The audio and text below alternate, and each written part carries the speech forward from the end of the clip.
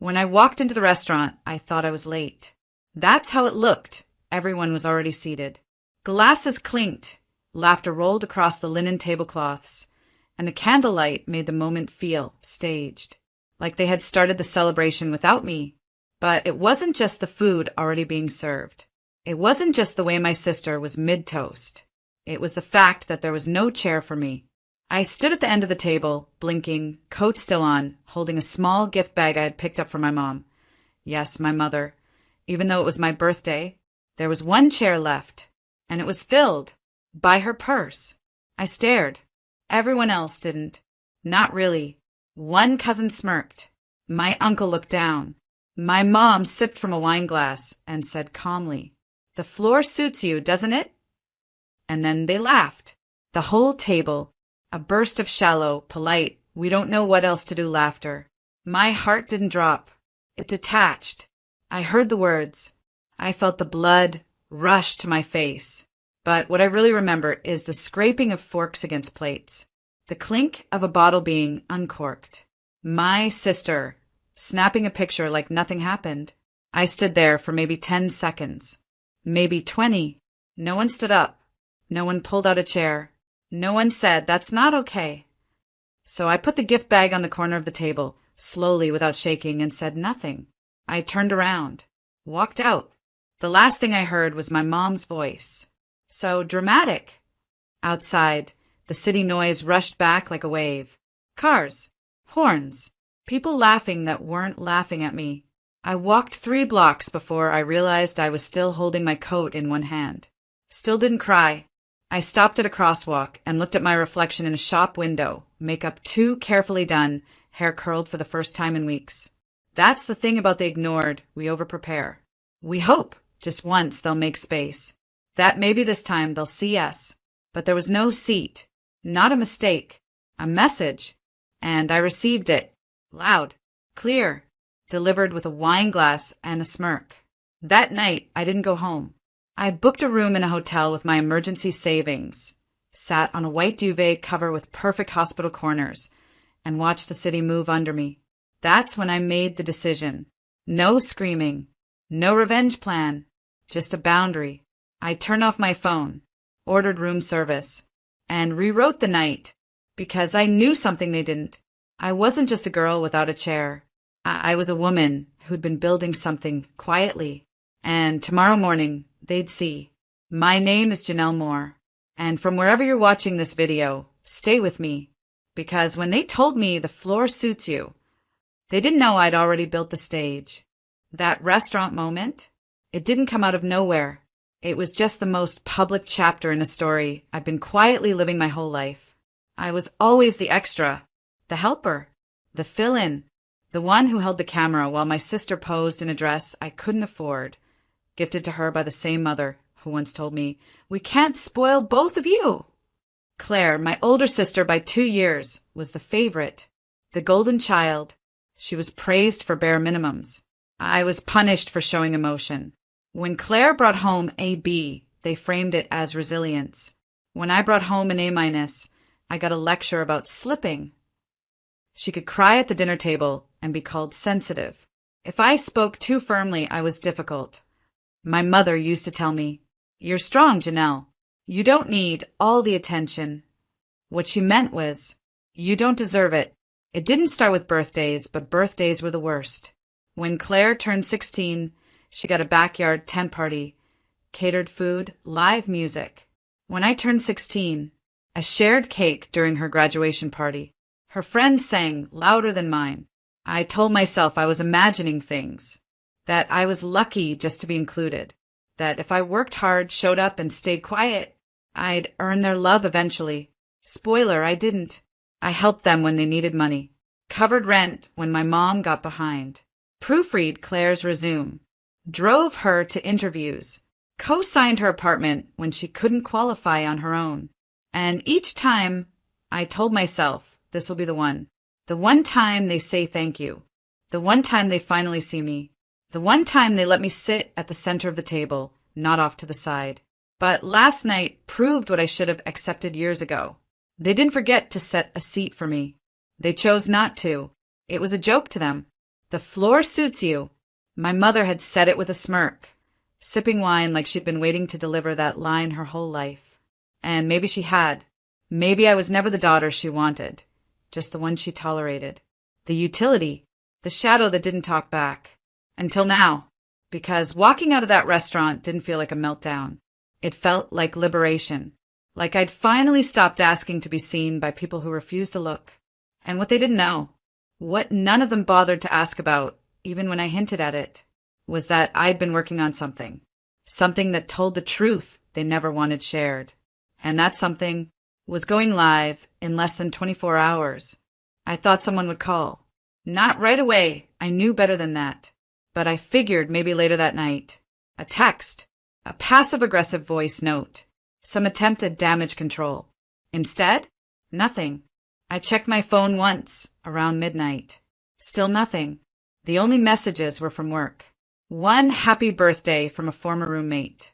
And a coupon for a free coffee. That silence was louder than any slap. I stared at my phone, lit up against the dim hotel room, and realized they didn't just forget me. They didn't miss me. I could have vanished into the street, and their night would have continued. Champagne, laughs, inside jokes I was never part of. And why would they call? I played my part too well. I showed up when no one else did. Paid for the birthday cakes when Mom forgot. Cleaned up the living room after family dinners. Listened to Claire cry over relationships, only to be accused of being too judgmental when I offered honesty. They never saw me leave because they never really noticed I was there. So I stopped waiting. At 1 a.m., I turned my phone off and opened my laptop. I pulled up the press preview, the one I'd had saved in my drafts for weeks. A media embargo that was set to lift at exactly 9 a.m. the next morning. The title of the series? What We Carry. Stories from the Family Table. A 6-part documentary I co-produced, hosted, wrote. Not about my family exactly, but close enough to burn. Each episode told a story of emotional labor. The invisible child, the uncelebrated daughter, the caretaker treated like a convenience. We used actors, changed names, but the truth underneath? Mine. The last episode, that one was raw. I filmed the voiceover with a lump in my throat. Some daughters are raised to be quiet. Some are raised to be responsible. And some are raised to disappear. At 9 a.m., the embargo would lift. The full series would stream. And my name, Janelle Moore, would be listed in the credits as creator and narrator. I didn't write it for revenge. I wrote it to survive. To tell the story I was never allowed to speak aloud at our table. To give the girl on the floor a platform. The girl they said the floor suits you too?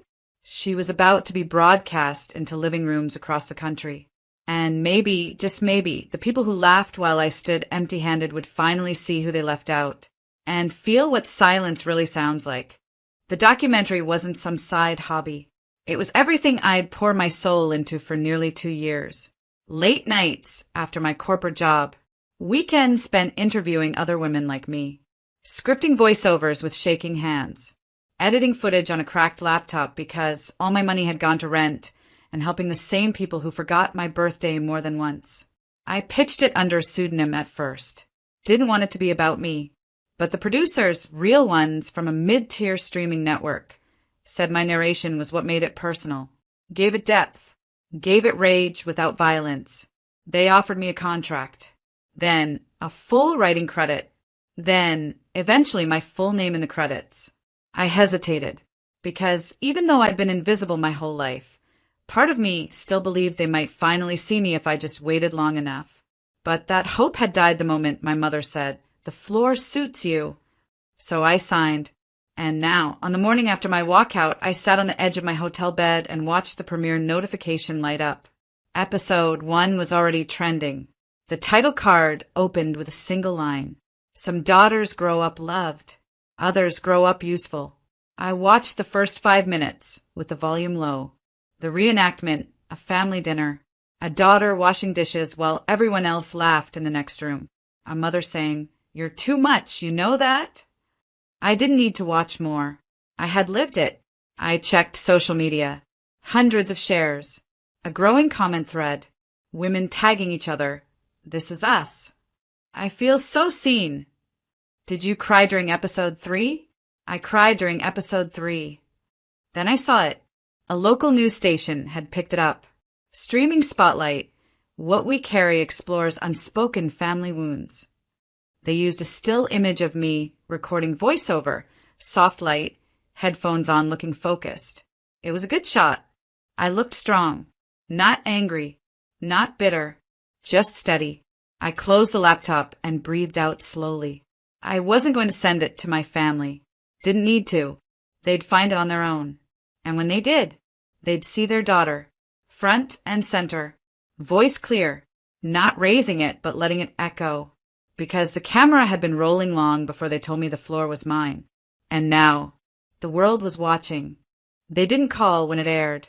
They didn't text when it started trending. But I know exactly when they found out. It was around 10:42 a.m., because at 10:43, my phone lit up with a text from my sister. WTF did you do?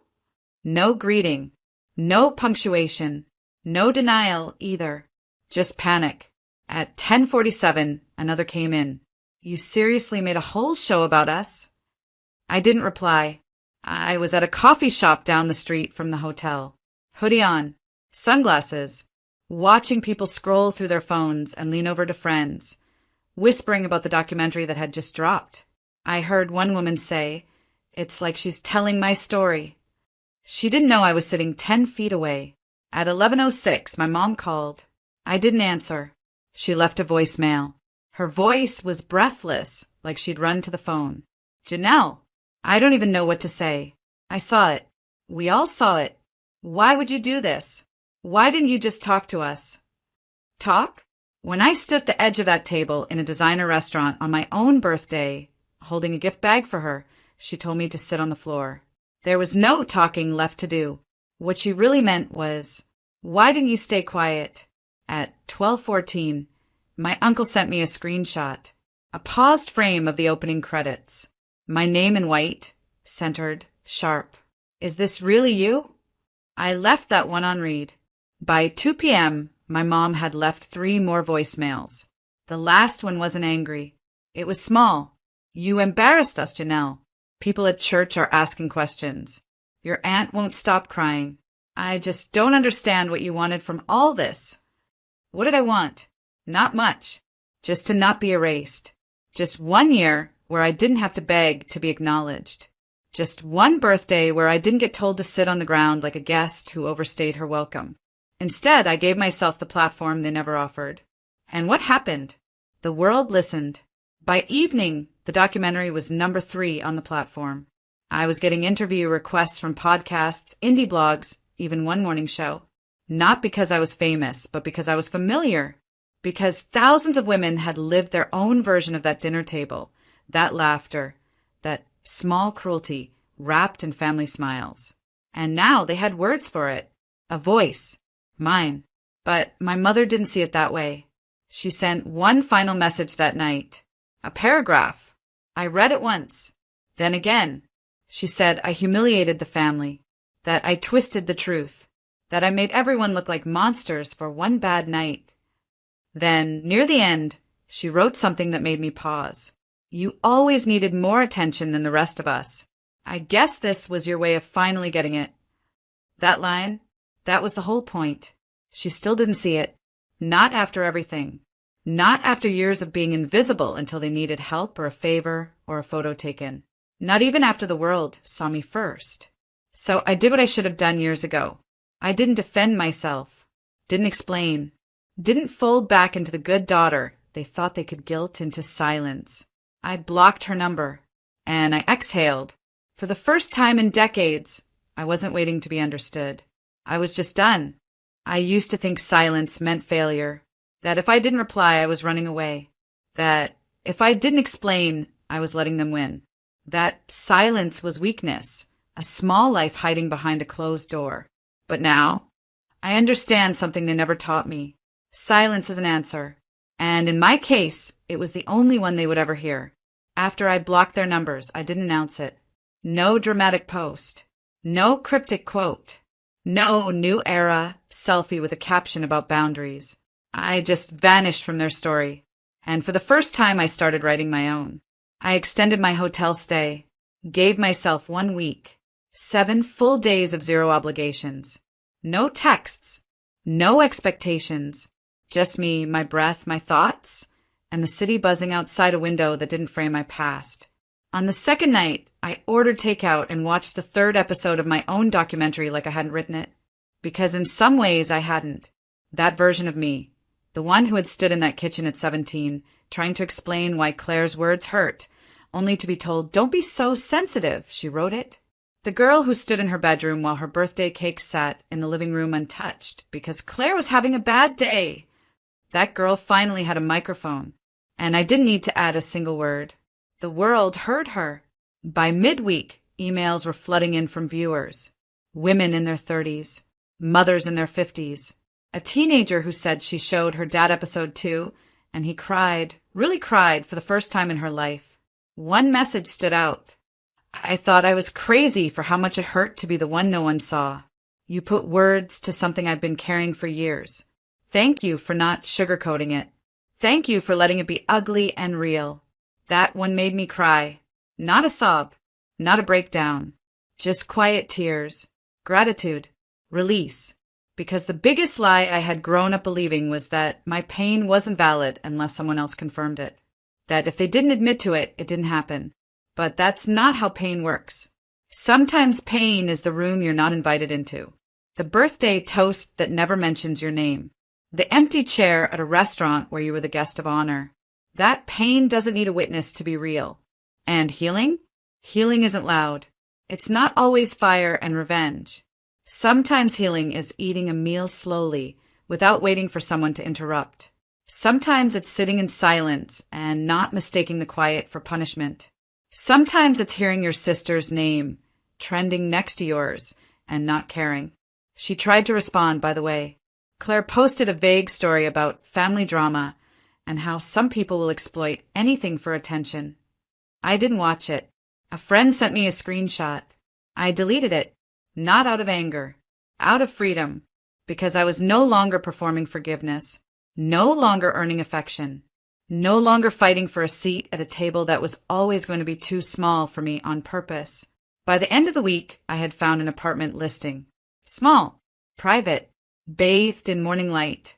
I signed the lease because I didn't just want distance. I wanted space to breathe, to write, to live without waiting to be chosen. And when the leasing agent handed me the keys, she said, "Do you need help carrying anything?" I smiled. "No," I said. "I've been carrying everything on my own for years. I've got it."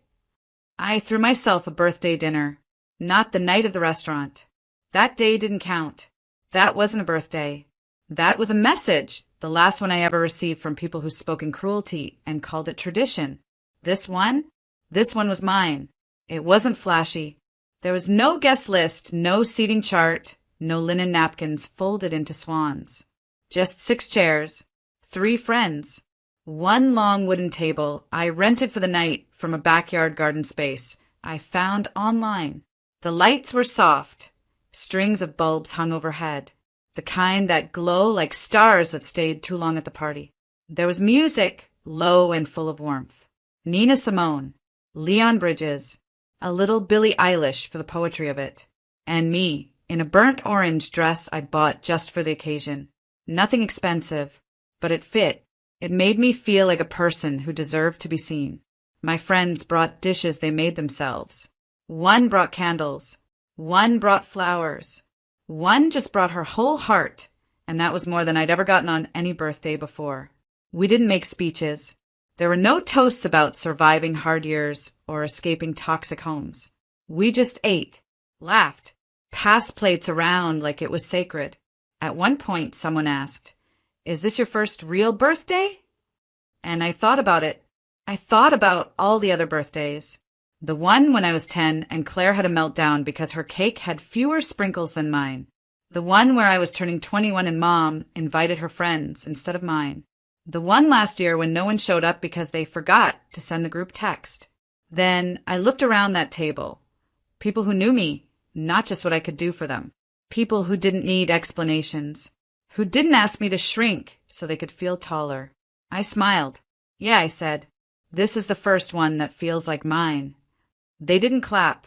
They didn't pity me. They just smiled back, like they understood the weight of that sentence without needing it spelled out. Later that night, I walked home with leftover cake in a foil-wrapped box and a bottle of sparkling cider in my tote bag. I didn't cry. I didn't ache. I didn't replay what my mother had said that night in the restaurant, because it didn't matter anymore. What mattered was the quiet joy in my chest, the crumbs on the plate, the candle I blew out not to wish for something better, but to say goodbye to what never was. I opened the door to my new apartment, kicked off my shoes, and sat on the floor, not because there wasn't a seat for me, because this time the floor was mine, and I had brought myself here. No performance, no apology, just a girl who gave herself a birthday, and made it beautiful. 1 year later, I sat on a stage across from 3 other women, a journalist, a therapist, and a social worker, all of us part of a televised round table on emotional labor and family estrangement. The irony didn't escape me. 12 months ago, I was being laughed at in a restaurant on my birthday, told by my own mother that the floor suits you. Now, I was sitting in a velvet chair on national television, across from a host who introduced me as creator of the viral documentary What We Carry, and advocate for invisible daughters everywhere, Janelle Moore. I didn't smile too hard. I didn't cry. I just nodded, steady, grounded, like I'd been practicing the seat my entire life. Because I had. When the host asked me how I'd redefined family, I said this. Family isn't blood. It's who sets a place for you, even when you're late, even when you're messy, even when you bring the truth to the table instead of the performance. Someone in the audience wiped their eyes. Someone else clapped softly. It wasn't a standing ovation. It didn't need to be, because I wasn't performing anymore. I was just telling the truth. When the taping ended, I walked out of the studio into a quiet hallway where the crew was already packing up lights and rolling up cables. I passed by the rows of empty chairs, stopped at one, put my hand on the back of it, and I smiled. Not because I was nostalgic, because I remembered. I remembered being 17, sitting on the floor of my bedroom while my sister blew out candles downstairs. I remembered being 25, cleaning up after my own birthday dinner while the rest of them laughed in the other room. I remembered standing in that fancy restaurant, holding a gift bag like a question, and realizing they never planned to make space for me. So I made space for myself. I brought my own chair, and when they wouldn't let me sit at their table, I built one of my own. I walked home that evening to my apartment, a different one now, a little bigger, with more windows and a bookshelf full of first drafts and overdue dreams. There was no voicemail from my mother, no text from Claire, not because we'd made peace, because I had stopped asking them to be part of mine. I ordered dinner, lit a candle, ate at my kitchen table with music low in the background. And at the end of the night, I pulled out a single piece of stationery, just one. I wrote a letter to myself, not to send, not to post, just to read the next time I started doubting. It said, "They told you the floor suited you, but you knew better. You turned the floor into a foundation. You built a stage. You brought your own chair, and you sat in it, fully, finally, without fear." That letter sits taped to my fridge now, next to a photo from my last birthday, the real one, the one with the backyard table and the string lights and no one laughing at my expense. Just joy, just belonging, just peace, earned, quiet, and mine.